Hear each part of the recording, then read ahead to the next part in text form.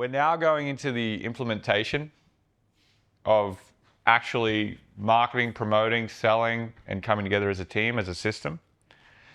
The first thing we need to do in that, after we've named our uncomfortable truths, which we spent a bit of time on, is to define what we call a social object. Okay, and I'm going to explain what that is in a second and why it's important. But everyone needs to put their marketing hat on. So if you've never marketed, if you're new to marketing, it doesn't matter. You put that hat on, however, whatever hat it is, whether it's Sherlock's hat or some weird top hat, I don't know. Just wear your hat for this session and then keep it on and never take it off again, because everyone that works in a startup should learn how to promote. It's part of the journey. It's part of how you get your equity out and all that sort of stuff at the end. And I know that's coming for some of you that are in the merger. So the reason why we need to do a social object is actually really pragmatic. When you're a startup, you actually can't spend that much money on advertising until you have product market fit or a repeatable offer, because it never makes sense otherwise. So where we need to start, and we created something called a social object because it's different. And the reason it's different is because of really, really simple, and I'll do some marketing 101. For those that aren't enthusiasts, I like marketing more than sales. I seldom learn sales in order to prove my marketing worked. But there are two general situations that you find customers in that don't know you. Okay, so marketing is just really getting in front of people you don't know with the thing that's your messaging, then your offering, then your business, okay, or your service. Two situations customers find themselves in, and a social object resolves one of them. And one is, we know what we need, we just don't know that you have it. So we market to people that have a very defined pain point, that know what they need or want, and it solves something that they've probably already got outcomes on. So when you do marketing to this person, we generally find ourselves, most of our marketing is focused on testimony, right? These guys and girls are better. Here's a review. I need to eat. Going to Yelp, there's a review, right? So testimony, because testimony, for someone that knows what they need, the reason when they either start buying or they change who they're buying from is proof of the dream outcome. That's it. So I want to buy this thing to get this dream outcome. I want to consume this thing to get this dream outcome. If I already know what I need, the rational approach from a buyer is I need to see testimony. JB does this thing that no one else can do, and he has 500 reviews, because that gives me proof, and that proof is what I want to change. Proof of the dream outcome occurring. Any questions on that? Cool. Nearly all marketing for every business you've probably been involved in is just focused on this. The problem is, what happens if your customers don't know where they're going yet? So they don't know what they need. And so they don't know what to think about, they don't know what to start, but they know they need to change. So AI is coming, huge fear campaign. Well, what do I actually need to change? I don't know, right? And so this is the path for those that are transformational, right? And so we want to answer the question of, we don't know what we need to go, but we still need a dream outcome because we want to survive. And rather than testimony, I have to go where people are gathering to know what's going on, right? I need to get a pulse. A lot of conferences, all these types of things, all sit around this idea, right? And then the reason if I go to a gathering, I need to believe that a new dream outcome that I haven't considered can come true. And so the reason why most software B2B sales scale-ups fail in getting marketing to work is because they apply this to these problems. That's it. It's like most of this stuff only works if the early majority has gone from this to this. And so when we're here, though, we're actually here. So we actually need to figure out how to gather people around a core belief so they can believe that there is a dream outcome that we can uncover together. So I want to know that someone else has done it and it landed, to I want to know other people are doing it so I can do it with them and take the risk. See the difference? So rather than saying, hey, startups, you need to do this, like a lot of this, It doesn't matter if everyone's here. So what we did is at my old business, we created something called a social object, which in a really simple way is we market the gathering point, not the company brand or offering. So we don't go, hey, we have this product for this pain point, or this offer for this pain point, or these proofs for these pain points. We don't do any of that. All we're going to do is spend all of our marketing time and resources on getting people together. And we're the brand that did it. Right? We just said, wow, we really, really want to solve this uncomfortable truth. We want to get people talking about it. We don't want to sell anything. We just want to get people to one thing, to start uncovering where we need to go or what we need to believe in to start going somewhere. Any questions on that? Cool. No one does this because traditional marketing metrics don't allow this to happen. Right? So everything's about, click through, like MQL. None of that happens through this approach. You'll get a lot of business through it, and we'll show you how to do that. But none of the traditional performance marketing metrics line up to this. And so it's a long game, and it's brand building, and it's really human. So it doesn't land. So marketers, although might have the idea to do this, never get backed to do it. Right. Yeah, you can't measure a movement. You can if you're there experiencing it, but from a marketing perspective at a P&L, like cost of goods sold, your CAC, and all the things that lead to that cost of acquisition, it's really hard to do it. But then one day it's like, oh, that was really obvious. We get X amount of attendees to our social object, 20% convert to our paid offer. That'll start to happen. But it's not clear at the start, so most people avoid it. And so if we just go down, like if you go to your guide, which you'll get this evening, you'll see that there is a whole bunch of stuff on how to build it and what it does. But if we do a social object well, we actually get way more inbound leads than having to do outbound, because people can see themselves in the shared belief versus I need proof. Oh, I actually believe this could work versus I need to see it work. Different type of lead. Much more motivated, wants you to succeed as much as to succeed for them because they need that. We're going to get more trust in current prospects. More trust, we get better ideas. We're going to get more partner opportunities. So distributors go, we would love to change our positioning so our customers believe that we can do more for them. So our share of wallet increases or our LTV increases, but we can't because no one trusts us. We're too big.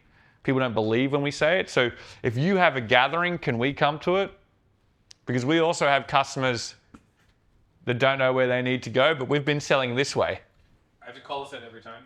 When he says distributor, he doesn't mean it in our world. He doesn't mean somebody who's distributing products. He means somebody who's like KPMG can be a distributor to this model. They're distributing our services, not someone who's distributing solar panels. Good call. Yep. Right. There you go. Nice call.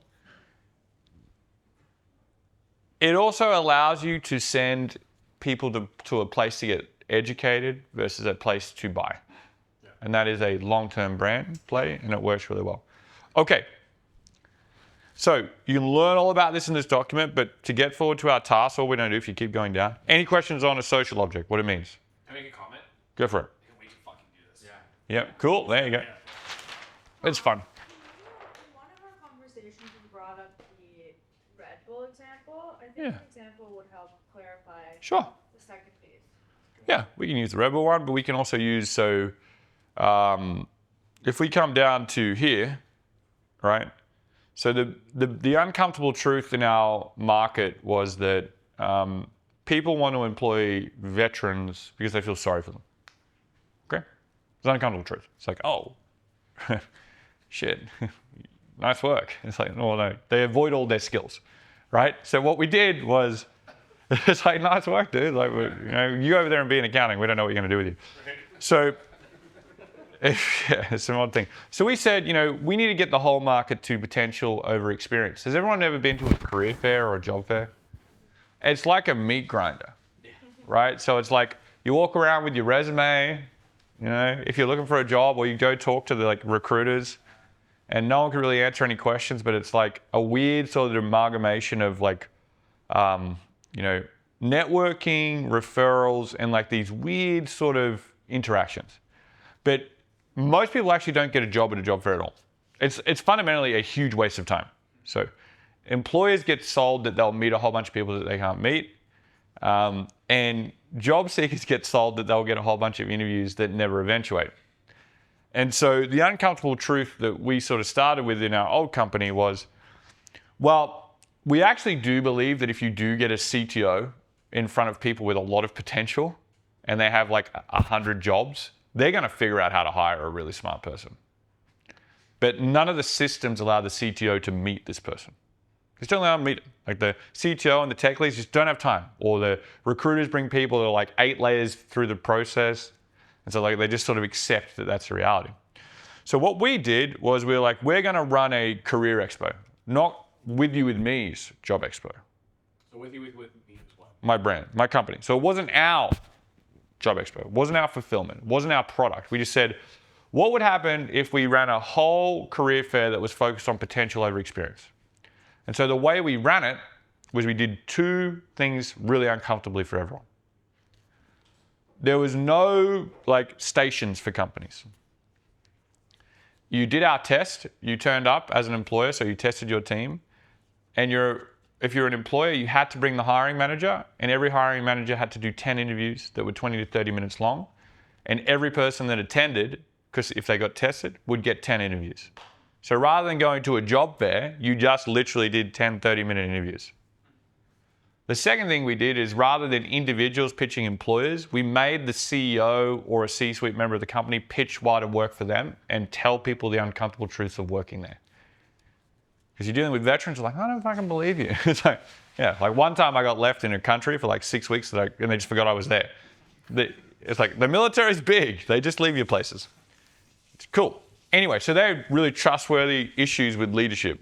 So why don't we just address them? It completely flips the dynamic, right? All the hiring managers want to meet people that are really smart, that have the skills, and they just don't have the time for it.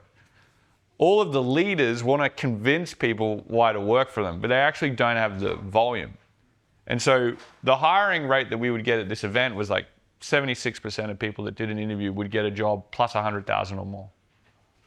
Just because we made it not our brand, it was the potential over experience career expo. It started as the veterans one, but as soon as we started getting past veterans, that's what it became. And that itself became its own movement. And eventually it became its own profitable thing. And we just redistribute, like we just reinvest the profits into the event bigger and bigger and bigger. And it was its own entity. We actually had a non-for-profit that we just held, but in trust, but like bam. By doing all of that, everyone was like, holy shit. How do I match more people this way? It's like, well, yeah, we have a software. We have it done with you. Come buy it later. But what it did was it allowed us to change the conversation by making it about the uncomfortable truth. The uncomfortable truth is if you go to a career fair, no one talks to each other, no one gets a job, and no one gets hired. Okay. Well, we're only going to run one where everyone talks to each other and everyone gets hired. These are the rules. And you can come, no charge. No charge for the first 3 we didn't charge. We just had to charge after that because we had to pay for so many different venues. But fundamentally changed how everyone approached it. Changed the whole behavior of it. It went from, and what we wanted to address, which is how do we get to skills-based hiring? Not how does With You and Me grow its software book? Obviously, one thing that happened is like, hey, you come to our event, we hired 50 people.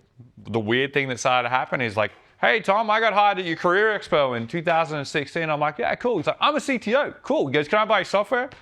I go, yeah. He's like, how much is it? $1 million. He goes, you got it, man. Shit, that worked. Didn't think it was going to work at the time. Does everyone see that that's an example of a social object? The one I used with Red Bull for Lisa was really simple. Red Bull just started doing crazy stunts. And so it then became about, Red Bull's just the brand doing crazy stunts.